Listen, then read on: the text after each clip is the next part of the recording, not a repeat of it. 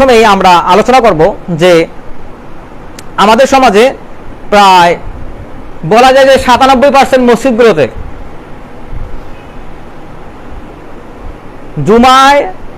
জুমার সালাতে কিংবা সাধারণ সালাতগুলোতে মেয়েদের উপস্থিতি 0%। এখন আমাদের দেখতে হবে যে আসলে রাসূলুল্লাহ সাল্লাল্লাহু আলাইহি ওয়াসাল্লামের যুগে এই পদ্ধতিটা কি রকম ছিল।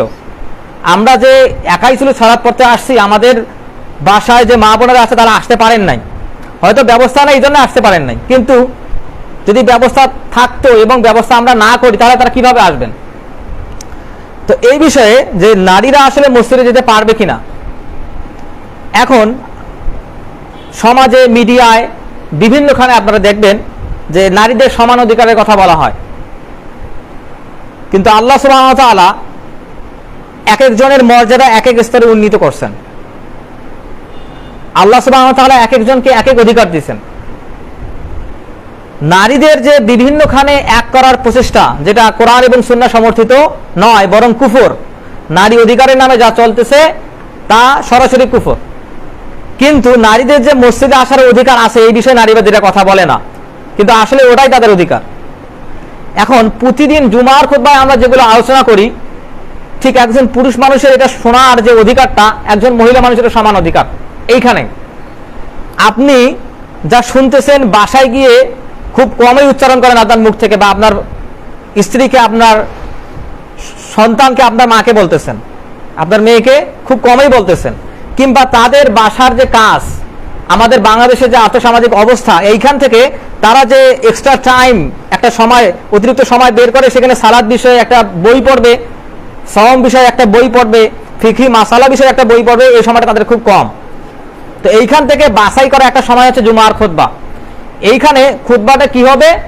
খুতবাতে সেটাই হবে যেটা বর্তমান সময়ে প্রচলিত কথা, যেটা বর্তমান সময়ে দরকার, সেই প্রয়োজনটা এই খুতবাতে সার্ভ করা হবে, সেটা মানুষের কাছে পৌঁছে যাবে এবং মানুষ সেই নির্দেশনা মোতাবেক চলবে। এটা হচ্ছে জুমার খুতবা।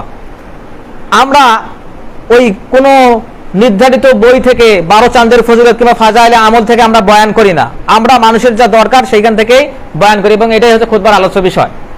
তাই এখন বিষয়টা হচ্ছে যে এই যে নির্দেশনাগুলো একটা মহিলা বাসায় থেকে পাচ্ছে না, এটা কিন্তু আমাদের জন্য একটা ক্ষতি। তো এই বিষয়ে আমরা রাসূলুল্লাহ সাল্লাল্লাহু আলাইহি ওয়াসাল্লামের সময়কার পরিবেশ দেখব যে সেই সময় আসলে মহিলারা আসতেন কিনা। এই বিষয়ে আমি আপনাদের সামনে একটা হাদিস উল্লেখ করব। আন আব্দুল্লাহ ইবনে ওমর রাদিয়াল্লাহু আনহুমা আনিন নবী সাল্লাল্লাহু আলাইহি ওয়াসাল্লাম قال لا تمنعوا ইমা আল্লাহি মাসাজিদাল্লাহ। ইবনে ওমর রাদিয়াল্লাহু আনহুমা থেকে বর্ণিত, তিনি বলছেন যে রাসূলুল্লাহ সাল্লাল্লাহু আলাইহি ওয়াসাল্লাম থেকে আমি বর্ণনা করতেছি, তিনি বলেছেন লা তামনাউ, তোমরা বাধা দিও না, ইমা আল্লাহি মাসাজিদাল্লাহ, আল্লাহর বান্দীদেরকে তাদের মসজিদে আসতে বাধা দিও না।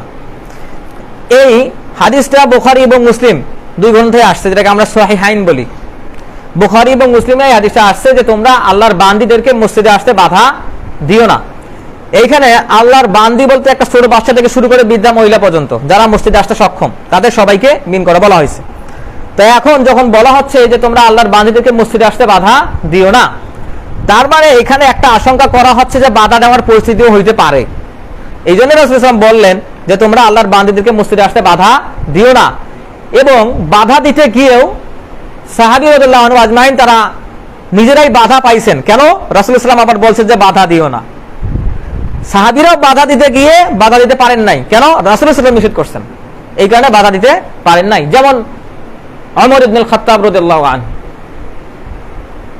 জাইনাব বিনতে আতিকা তার স্ত্রীর একজন নাম, তার একজন স্ত্রীর নাম, তিনি মসজিদে আসতেন। সাহাবীরা তাকে জিজ্ঞেস করতেন যে আপনি মসজিদে আসতেছেন, কিন্তু ওমর রাদিয়াল্লাহু আনহু তো এটা পছন্দ করেন না। তখন বললেন যে ওমর পছন্দ করেন না তো ওমর তো আমাকে বাধা দেন নাই, কারণ রাসূলুল্লাহ সাল্লাল্লাহু আলাইহি ওয়াসাল্লাম তাকে বাধা দিতে নিষেধ করছেন। এটা হচ্ছে ওমর রাদিয়াল্লাহু আনহুর স্ত্রীর উত্তর। ওমর রাদিয়াল্লাহু আনহু অপছন্দ করতেন কিন্তু বাধা দিতে পারেন নাই, কেন? রাসূল সাল্লাল্লাহু আলাইহি ওয়াসাল্লাম নিষেধ করছেন। আচ্ছা, এরপরে আল্লাহ সুবহানাহু ওয়া তাআলা সূরা বাকারার 114 নম্বর আয়াতে বলছেন ওয়ামান আযলামু মিম্মান মানাআ মাসাজিদাল্লাহ, তার চেয়ে বড় জালিম আর কে হতে পারে যে মানুষকে মসজিদে আসতে বাধা দেয়। যে মানুষকে মসজিদে আসতে বাধা দেয় তার চেয়ে আর বড় জালিম কে হতে পারে। এই বিষয়ে পরবর্তীতে বলা হয়েছে যে এই আয়াতটা নাজিল হয়েছে যখন রোমান খ্রিস্টানরা ফিলিস্তিনের মানুষদেরকে মসজিদে যেতে বাধা দিত, সেই প্রসঙ্গে এই আয়াতটা নাযিল হয়েছে। পরবর্তীতে ইবনে কাসির রাহিমাহুল্লাহ বলছেন যে আসলে যদিও এই আয়াতটা রোমান খ্রিস্টানদের বিপক্ষে, ইহুদিদের বিপক্ষে নাযিল হয়েছে, যারা বাইতুল মুকাদ্দাসে মুসলিমদেরকে সালাত আদায় করতে দিত না, তবু এই আয়াত ওই সকল ক্ষেত্রে প্রযোজ্য যখন কোনো মুসলিমকে মসজিদে যেতে বাধা দেওয়া হবে। তো আমরা নারীরা মসজিদে যেতে পারবে এই বিষয়ে শুনে আসলাম। দ্বিতীয় কথা হচ্ছে যে নারীরা যে মসজিদে আসবে তারা কিভাবে মসজিদে আসবে এই বিষয়ে তো অবশ্যই দিক নির্দেশনা আছে, কারণ রাসূলুল্লাহ সাল্লাল্লাহু আলাইহি ওয়াসাল্লাম এমন কোন বিষয় রেখে যান নাই যেটা নির্দেশনা ইসলামে নাই, তিনি ইসলামটাকে পরিপূর্ণ করে বোঝাই দিয়েই গেছেন। এই জন্য আল্লাহ সুবহানাহু ওয়া তাআলা সাক্ষ্য দিয়েছেন আল ইয়াউমা আকমালতু লাকুম দীনাকুম। আচ্ছা, এই বিষয়ে রাসূলুল্লাহ সাল্লাল্লাহু আলাইহি ওয়াসাল্লামের প্রিয়তমা স্ত্রী আয়েশা রাদিয়াল্লাহু আনহা তিনি একটা হাদিস বর্ণনা করছেন। আয়েশা রাদিয়াল্লাহু আনহা قالت, আয়েশা রাদিয়াল্লাহু আনহা বলছেন কানান নিসাউ ইয়ানসরিফনা মিনাল মসজিদি, রাসূলুল্লাহ সাল্লাল্লাহু আলাইহি ওয়াসাল্লামের সময়ে মহিলারা মসজিদে আসতেন হিনা ইয়াকদিনা সাবাহা, এবং তারা মসজিদ ত্যাগ করতেন সকালের অন্ধকার থাকতে থাকতে, অর্থাৎ ফজরের সালাতের কথা বলা হচ্ছে। ফজরের সালাতের পর যখন মহিলারা মসজিদ থেকে বের হইতেন তখন সকালের অন্ধকার একটু একটু থাকতে, তাদেরকে ভালো করে চেনা যাইতো না। আচ্ছা, তারপর বলা হয়েছে মুতালাফফাআতিন বিমুরুতিহিন্না, তারা এমন মোটা কাপড় পরে আসতেন যে তাদের শরীরের অভাব বোঝা যাইতো না, এবং এমন ভাবে আসতেন, এমন সালাতগুলোতে আসতেন, কোন সালাতগুলোতে মা ইয়ারিফনা মিনাল গালাস, যে তাদের যে কাপড় বোঝা যাইতো না, তারা কোন সময় আসতেন? তারা বিশেষত মাগরিব, ইশা এবং ফজরের সালাতগুলোতে বেশি আসতেন। কেন? এই সময়টা অন্ধকার সময়, এই সালাতগুলোতে তারা বেশি আসতেন, এবং তারা মোটা কাপড় পরে আসতেন, এবং তারা এমন সময় বাসায় যাইতেন যে তাদের বোঝা যাইতো না শরীরের অভাব। দ্বিতীয়ত তারা সৌন্দর্য প্রদর্শন করতেন না। তাহলে এই হাদিস থেকে আমরা শিক্ষা পাই যে পরিপূর্ণ পর্দার সাথে যদি হয় তাহলে মহিলারা মসজিদে আসতে পারবে। দ্বিতীয়ত ফজরের মতো সালাত, অর্থাৎ মাগরিব, ইশা এবং ফজরে তাদের মসজিদের আসার প্রতি আসলে তাকিদ দেওয়া দরকার। এরপর হচ্ছে যে মিশ্রণ এড়ানো লাগবে। মিশ্রণ কি? নারী এবং পুরুষদের মিশ্রণ এড়াইতে হবে। যদি এটা না হয় তাহলে কি হবে? যদি এমন পরিস্থিতি হয় যে নারী পুরুষ একসঙ্গে মিশে যাচ্ছে সালাত আদায় উপলক্ষে আসার পরেও, তখন এই বিষয়ে আয়েশা রাদিয়াল্লাহু আনহার হাদিস হচ্ছে ইবনে ওমর রাদিয়াল্লাহু আনহু বর্ণনা করেছেন, এটা আনিব দাবর ক্বালা রাসূলুল্লাহ সাল্লাল্লাহু আলাইহি ওয়াসাল্লাম লাউ তারাকনা হাদাল বাবিলিন নিসা, যে পুরুষ এবং মহিলা একসঙ্গে মিশ্রণ হচ্ছে, যদি এমনটা হওয়ার সম্ভাবনা থাকে তখন হয়তো দরজা একটা, তারা মসজিদে ঢুকবে, পুরুষও ঢুকতেছে মহিলাও ঢুকতেছে, একসঙ্গে হয়ে যাচ্ছে। বের হওয়ার সময় হয়তো এই পরিস্থিতির সৃষ্টি হচ্ছে, কিংবা মসজিদে জায়গার সংকুলন হয় না, একসঙ্গে হয়ে যাচ্ছে। তো এই অবস্থাগুলোর ক্ষেত্রে দেখেন রাসূলুল্লাহ সাল্লাল্লাহু আলাইহি ওয়াসাল্লামের সাহাবী ওমর রাদিয়াল্লাহু আনহু কি করছেন, তিনি বলছেন লাউ তারাকনা হাদাল বাবিলিন নিসা, তিনি বললেন যে এই দরজাটাকে আমরা কেন মহিলাদের জন্য ছেড়ে দেব না, অর্থাৎ মহিলাদের জন্য আলাদা একটা দরজার ব্যবস্থা থাকতে হবে, এটা একটা ব্যবস্থা। দ্বিতীয় কথা হচ্ছে যে যদি মহিলারা মসজিদে আসে তাহলে দাঁড়াবে কোথায়? সামনের কাতার, মাঝের কাতার, নাকি শেষের কাতার, নাকি পুরুষদের সাথেই, নাকি মাঝখানে, নাকি অন্য কোথাও?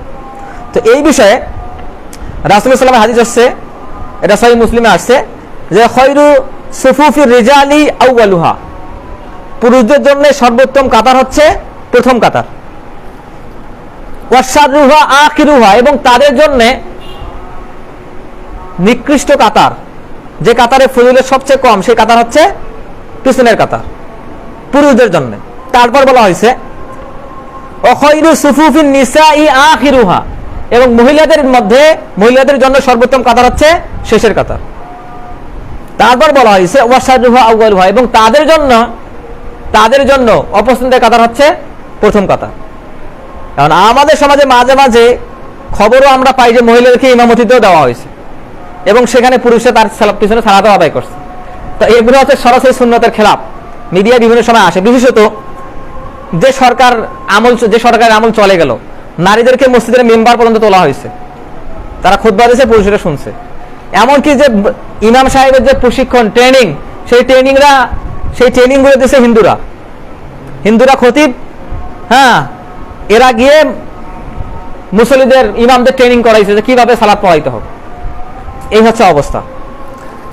এখন বর্তমান পরিস্থিতিতে করণীয় কি? আমাদের সময় যে মহিলারা মসজিদে সালাত করতে আসবে তাদের ক্ষেত্রে করণীয় কি হতে পারে, এই বিষয়ে একটা নিষেধাজ্ঞা আসছে আয়েশা রাদিয়াল্লাহু আনহা থেকে। তিনি বলছেন, লাউ আদরাকা রাসূলুল্লাহ সাল্লাল্লাহু আলাইহি ওয়াসাল্লাম, রাসূলুল্লাহ সাল্লাল্লাহু আলাইহি ওয়াসাল্লাম হয়তো নিষেধ করতেন। কেন? মা আহদাসান নিসাই লামানাহুন্নাল মাসাজিদ কামা মুনিয়াত নিসাই বানি ইসরাইল। বর্তমান সময়ে মহিলাদের যে অবস্থা, এই অবস্থা দেখে হয়তো রাসূলুল্লাহ সাল্লাল্লাহু আলাইহি ওয়াসাল্লাম বনি ইসরাইলের মহিলাদেরকে যেভাবে মসজিদে যেতে নিষেধ করা হয়েছিল আমাদেরকেও সেভাবে নিষেধ করতেন। এটা আয়েশা রাদিয়াল্লাহু আনহার হাদিস। তাহলে বর্তমান সময় মানে আয়েশা রাদিয়াল্লাহু আনহা বর্ণনা করছেন যে বর্তমান যে পরিস্থিতি, এই পরিস্থিতিতে হয়তো রাসূলুল্লাহ সাল্লাল্লাহু আলাইহি ওয়াসাল্লাম আমাদেরকে নিষেধ করতেন যেভাবে বনি ইসরাইলদের মহিলাদেরকে মসজিদে যেতে নিষেধ করা হয়েছিল। তো এই বিষয়ে এই হাদিস থেকে আমরা বুঝতে পারতেছি যে পর্দা এবং শালীনতার যদি হেরফের হয় তাহলে মসজিদে আসা অনুচিত। দ্বিতীয় কথা হচ্ছে সুগন্ধি ব্যবহার করা যাবে না। এই বিষয়ে আবু হুরায়রা রাদিয়াল্লাহু আনহুর হাদিস হচ্ছে যে তিনি একদিন কোন এক মহিলাকে দেখতেছেন যে তিনি মসজিদে যাচ্ছেন। তিনি জিজ্ঞেস করলেন, ইয়া আমাতুল জব্বার, হে পরাক্রমশালীর বান্দি, তুমি কোথায় যাচ্ছ? তখন মহিলা বলল, আমি মসজিদে যাচ্ছি। তখন জিজ্ঞেস করলেন, তুমি তো সুগন্ধি মেখেছো? বলে, হ্যাঁ আমি সুগন্ধি মেখেছি। তখন হুরায়রা রাদিয়াল্লাহু আনহু উনি আবার উত্তর দিলেন যে তুমি কি জানো না রাসূলুল্লাহ সাল্লাল্লাহু আলাইহি ওয়াসাল্লাম বলছেন যে যদি কেউ সুগন্ধি মেখে মসজিদে যায় যতক্ষণ পর্যন্ত সে পুনরায় এটা ধুয়ে না ফেলবে, গোসল না করবে, তার সালাত কবুল হবে না। এটা সহিহ বুখারীতে আসছে। এরপর হচ্ছে অশোভন পোশাক, এমন পোশাক পরে আসছে শরীরে অবয়ব বোঝা যায় কিংবা ভিতরের প্রকাশ পায়। তো এখন কথা হচ্ছে যে এই যে অশোভন পোশাক বর্তমান সময়ে দেখা যায় যে মহিলারা ছেলেদের মতো প্যান্ট পরে, শার্ট পরে, কিংবা এমন পোশাক পরে যেটা ছেলেদের সঙ্গে সাদৃশ্যপূর্ণ, কিংবা এমন কাজ করে চেহারায় এমন আঁকিবুকি করে যেটা আসলে অশোভন। এই অশোভন অবস্থায় মসজিদে সালাত আদায় করতে আসা যাবে না। দ্বিতীয় কথা হচ্ছে যে মিশ্রণের প্রবণতা, যে নারী পুরুষ যেন একসঙ্গে মিশে না যায়। তো এই ক্ষেত্রে যা হইতে পারে সেটা হচ্ছে যে নারীদের যদি মসজিদে সালাত আদায়ের ব্যবস্থা করা যায় তবে সেটা কিভাবে করা যেতে পারে। আমরা দেখলাম যে রাসূলুল্লাহ সাল্লাল্লাহু আলাইহি ওয়াসাল্লামের যুগে যে নারীরা শেষের কাতারে সালাত আদায় করতেন এবং পুরুষরা প্রথম কাতারে।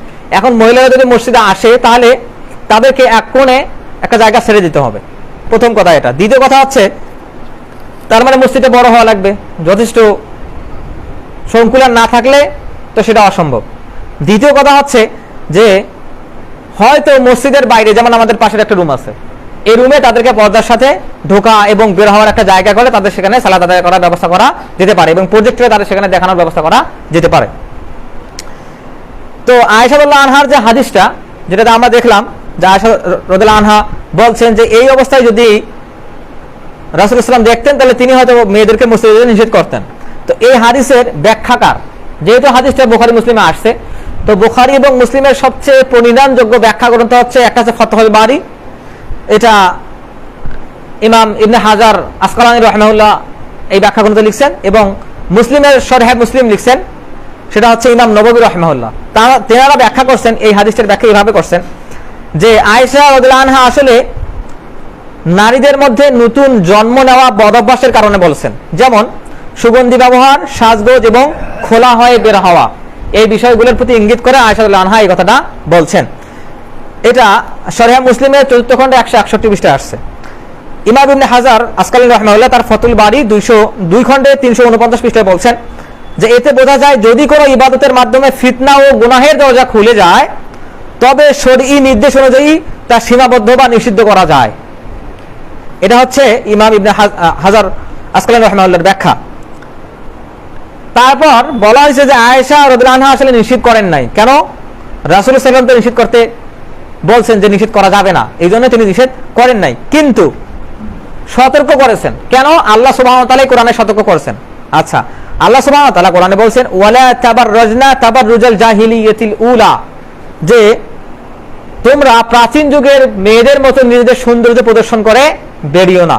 এই যে আয়াতটা বলা আছে সূরা আহজাবের ৩৩ নম্বর আয়াত, তাফসীরে তাবারীতে আসছে যে বনী ইসরাইলের নারীদেরকে বাইতুল মুকাদ্দাসে সালাত পড়ার অধিকার দেওয়া হয়েছিল, কিন্তু যখন দেখা গেল তারা পুরুষদের সঙ্গে মিশে যাচ্ছে, সুগন্ধি ব্যবহার করতেছে এবং অশোভন পোশাক আশাক পরে মসজিদে চলে আসতেছে, তখন তাদের উদ্দেশ্যে আল্লাহ সুবহানাহু ওয়া তাআলা এই আয়াত নাযিল করছেন। এবং এই আয়াতটা আল্লাহ সুবহানাহু ওয়া তাআলা নাযিল করার মাধ্যমে আমাদেরকেও জানাইলেন যে এমন পরিস্থিতিতে মেয়েদের মসজিদে যাওয়া যাবে না। এরপর তাফসিরে কুরতুবিতে আসছে যে আসলে এই আয়াতটা বনী ইসরাইলদের মেয়েদেরকে যে মসজিদে যেতে নিষেধ করা হয়েছিল এই প্রসঙ্গে আল্লাহ সুবহানাহু ওয়া তাআলা নাযিল করছেন। তো এই বিষয়ে ইবনে হাজার রাহিমাহুল্লাহ তার ফাতুল বাড়িতে বলছেন যে বনী ইসরাইলের নারীরা প্রথমে মসজিদে যেত, পরে যখন তারা ফিতনার উৎস হয়ে গেল তখন তাদের নিষিদ্ধ করা হয়েছিল। আয়েশা রাদিয়াল্লাহু আনহা ইঙ্গিত করেছেন যে মদিনার নারীদের অবস্থা সেই পর্যায়ে চলে গেছে, মানে বনী ইসরাইলের তখনকার যে অবস্থা ছিল বর্তমান নারীদের অবস্থা সেই পর্যায়ে চলে গেছে। এই কারণে আয়েশা রাদিয়াল্লাহু আনহা এই কথাটা বলছেন। এখন আমরা দেখবো যে আয়েশা রাদিয়াল্লাহু আনহা কোন সময় এই কথাটা বলছেন। তার মানে রাসূল সাল্লাল্লাহু আলাইহি ওয়াসাল্লাম তখন তিনি মৃত্যুবরণ করছেন, থাকলে তো তিনি বলছেন যে নিষেধ করতেন, মৃত্যুবরণ করছেন কবে নাগাদ? তো তিনি মৃত্যুবরণ করছেন 57 হিজরির দিকে, তখন উমাইয়া খেলাফত চলতেছিল, মানে ইসলামের সম্প্রসারণের সবচেয়ে উত্তম যুগ, যে সময় ইসলাম সবচেয়ে বেশি জায়গায় ছড়িয়ে পড়ছে, যে সময় ইসলামের প্রসার এবং প্রসার ইরাক, সিরিয়া, জর্দান, বাইজেন্টাইন সাম্রাজ্য পর্যন্ত দখল হয়ে গেছে এবং আফ্রিকা পর্যন্ত চলে গেছে, ইসলাম এত পর্যন্ত পৌঁছে গেছে। এই সময় যখন অধিক পরিমাণে মানুষ মুসলিম হওয়া শুরু করলো এবং বিধর্মী নারীরা মুসলিম হইতে শুরু করলো এবং মুসলিম নারীদের সঙ্গে মিশতে শুরু করলো, তখন তাদের যে পোশাক আশাক, তাদের কৃষ্টি কালচার, এগুলো মুসলিম নারীদের ভিতরেও আসা শুরু করলো উমাইয়া খেলাফতের যুগে। বিশেষত বলা হয়েছে যে মুআবিয়া রাদিয়াল্লাহু আনহুর সময়। তো এই ক্ষেত্রে যখন তাদের এই কৃষ্টি কালচারগুলো চেঞ্জ হয়ে যাচ্ছিল, ইসলামের যে সংস্কৃতি সেটা চেঞ্জ হয়ে যাচ্ছিল, সেই অবস্থায় আয়েশা রাদিয়াল্লাহু আনহা এই কথাটা বলছেন। এরপর হচ্ছে যে ওমর রাদিয়াল্লাহু আনহুর এই বিষয়ে একটা হাদিস আছে যে উমরের ছেলে আব্দুল্লাহ ইবনে ওমর রাদিয়াল্লাহু আনহু, তো তিনি বলছেন ক্বালা রাসূলুল্লাহ সাল্লাল্লাহু আলাইহি ওয়াসাল্লাম, রাসূলুল্লাহ সাল্লাল্লাহু আলাইহি ওয়াসাল্লাম বলছেন, কি বলছেন? লা তামনাউ ইমা আল্লাহি মাসাজিদাল্লাহ, তোমরা আল্লাহর বান্দীদেরকে মসজিদে যেতে নিষেধ করিও না, মসজিদে যেতে নিষেধ করিও না। ফাকাল ইবনাহু, কিন্তু তার সন্তান হচ্ছে বেলাল ইবনে ওমর, এটা ওমর রানু যাকে আমরা ওমর ইবনে খাত্তাব বলে চিনি, তার সন্তান ইবনে ওমর তিনি বর্ণনা করতেছেন, তিনি বলছেন যে রাসূলুল্লাহ সাল্লাল্লাহু আলাইহি ওয়াসাল্লাম আল্লাহর বান্দীদেরকে মসজিদে যেতে নিষেধ করেছেন, আর মসজিদে যখন তারা যাবে তাদেরকে বাধা দিতে নিষেধ করেছেন। তো তখন তার সন্তান বলছে, তার নাম হচ্ছে বেলাল, তিনি বলছেন যে আল্লাহি লানামনা আনাহুন্না, আল্লাহি লানামনা আন্নাহুন্না, আল্লাহর কসম আমি তাদেরকে মসজিদে যেতে বাধা দেব। কে বলছে? ইবনে উমরের সন্তান বেলাল বলছে। এই কথা যখন বলছে, ফাআকবালা আলাইহি ইবনে উমরা ফাসাব্বাহু শাব্বান মা সামি'তু সাব্বাহু মিসলা কাত্তান, তখন ইবনে ওমর রাদিয়াল্লাহু আনহু এত পরিমাণ রাগ হইছেন এবং এত কঠোর ভাষায় তাকে বিষোদ্গার করার পর বলছেন ওয়াকালা, এবং বলছেন আকুলু ক্বালা রাসূলুল্লাহ সাল্লাল্লাহু আলাইহি ওয়াসাল্লাম ওয়া তাকাউলু আল্লাহি লানামনা আন্নাহুন্না, আমি বলতেছি রাসূলুল্লাহ সাল্লাল্লাহু আলাইহি ওয়াসাল্লাম যাইতে নিষেধ করছেন আর তুমি বলতেছো যে আমি যাইতে দেব না। ইবনে ওমর তার সন্তানকে বলতেছেন যে আমি বলতেছি রাসূলুল্লাহ সাল্লাল্লাহু আলাইহি ওয়াসাল্লাম এটা করতে নিষেধ করছেন আর তুমি বলতেছো আমি যাইতে দেব না, তুমি এই সাহস কোথায় পাও? তার মানে এই হাদিস থেকে আমরা বুঝতেছি যে পর্দার যদি ব্যবস্থা থাকে, এবং এটা আসলেই করা উচিত। আমরা এই খুতবা শোনার মাধ্যমে যেভাবে উপকৃত হচ্ছি বিভিন্ন বিষয়ে, মহিলাদেরকেও সেই পরিমাণ উপকৃত করা উচিত। তাতে কি হবে? তাতে তাদের স্বামী ভক্তি বৃদ্ধি পাবে, সেটা আপনাদের লাভ, আমাদের লাভ। দ্বিতীয় কথা হচ্ছে তারা যে বাচ্চাদেরকে মানুষ করবে সেক্ষেত্রে তারা গুরুত্বপূর্ণ দিক নির্দেশনা এখানেই পাবে। বাচ্চারা পুরুষদের লক্ষ্য নিয়ে বড় হয়, কিন্তু বাচ্চাদের মানুষ করে কে? মায়েরাই তো মানুষ করে। তারা মায়েদের অভ্যাস, তারা মায়েদের খাসলা, তারা মায়েদের কৃষ্টি, এগুলো মায়ের কাছ থেকেই পায়। তো আপনি যদি আপনার স্ত্রীকে, আপনার বোনকে, আপনার মাকে শিক্ষিত না করেন বিশেষত দিনই বিষয়গুলোতে, তাহলে তো বাচ্চারা যথেষ্ট মানুষ হবে না, তাদের এই পথটা বন্ধ হয়ে যাবে। এই কারণেই তাদের মসজিদে নিয়ে আসার ব্যবস্থা করা উচিত, তবে পর্দার সাথে। সৌন্দর্য প্রদর্শন চলবে না। দ্বিতীয় কথা হচ্ছে সুগন্ধি ব্যবহার করা যাবে না, এবং মসজিদে ঢোকা এবং বের হওয়ার আলাদা একটা ব্যবস্থা থাকতে হবে। তারা বের হবে সালাম ফেরানোর পরেই। আচ্ছা, আমরা একটা দোয়া পড়ি, সালাম ফেরানোর পরেই দোয়া পড়ি না? আল্লাহুম্মা আনতাস সালাম ওয়া মিনকাস সালাম তাবারাকতা রব্বানা ইয়া যাল জালালি ওয়াল ইকরাম, দোয়া পড়ি কিনা? তারপর লা ইলাহা ইল্লাল্লাহু ওয়াহদাহু লা শারীকা লাহুল মুলকু ওয়া লাহুল হামদু ওয়া আলা কুল্লি শাইইন কাদির আল্লাহুম্মা লা মানিআ লিমা আ'তাইতা ওয়া লা মু'তিয়া লিমা মানআতা ওয়া লা ইয়ানফা'ু যাল জাদ্দি মিনকাল জাদ। এই যে দোয়াটা পড়ি, তো যখন আসসালামু আলাইকুম ওয়া রাহমাতুল্লাহ শেষ হয়ে গেল, আল্লাহু আকবার, আস্তাগফিরুল্লাহ, আল্লাহুম্মা আনতাস সালাম ওয়া মিনকাস সালাম, তাবারাকতা রাব্বানা ইয়া যাল জালালি ওয়াল ইকরাম, লা ইলাহা ইল্লাল্লাহু ওয়াহদাহু লা শারীকা লাহুল মুলকু ওয়া লাহুল হামদু ওয়া আলা কুল্লি শাইইন কাদির। এই এতদূর পড়া পর্যন্ত রাসূলুল্লাহ সাল্লাল্লাহু আলাইহি ওয়াসাল্লাম সালাত শেষ করে পিছনে ফিরতেন না। কিন্তু এতদূর পড়ার পরে রাসূল সাল্লাম পিছনে ফিরতেন না, এই সময়ের ভিতরে মহিলারা মসজিদ থেকে বের হয়ে যেত, এরপর তিনি পিছনে ফিরতেন। এটা হচ্ছে রাসূলুল্লাহ সাল্লাল্লাহু আলাইহি ওয়াসাল্লামের আমল। তার মানে তারা মসজিদ থেকে কখন বের হইতো? সালাম ফিরানোর পরপরেই মহিলারা মসজিদ থেকে বের হয়ে যেত। এরপর কথা হচ্ছে যে তাদের সালাতের আলাদা ব্যবস্থা থাকতে হবে, যেমন বললাম যে মসজিদের এক কোণে ব্যবস্থা করা যাইতে পারে, কিংবা পাশে কোনো ব্যবস্থা করা যাইতে পারে, এবং প্রজেক্টরের মাধ্যমে বক্তৃতা শোনার ব্যবস্থা করা যাইতে পারে। তো এই হচ্ছে নারীদের মসজিদ সম্পর্কে হাদিসগুলোর একটা সামান্য ব্যাখ্যা।